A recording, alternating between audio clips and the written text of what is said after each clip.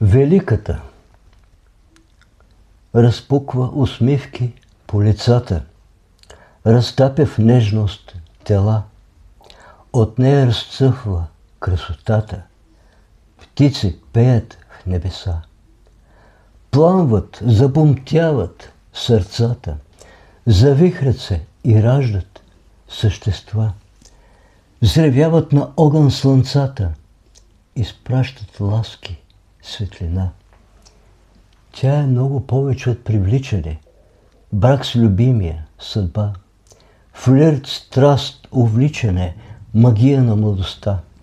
Ако я зърнете някога, някъде, в ухан на люлекова нощ, задръжти, разтреперени, устрелени с плита, без мощ.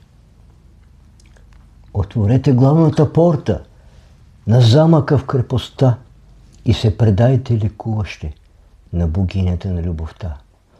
Струва много, много повече от богатството и мъдростта. Представлява мистичната тайна на владетеля на света. Тя е победителката на смъртта, великата, даваща живот.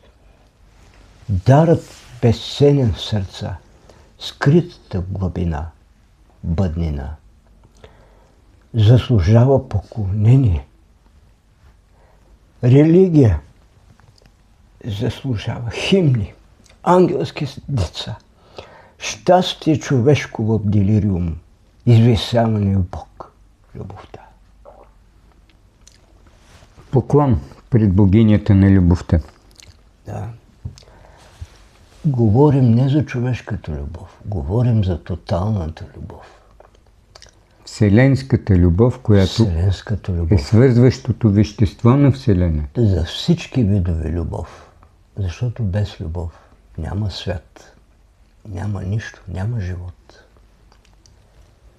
И то безусловна любов, а не както в съвременния свят консумативен, бартерна. Аз ти давам 5 от това, ти колко ще ми дадеш от това.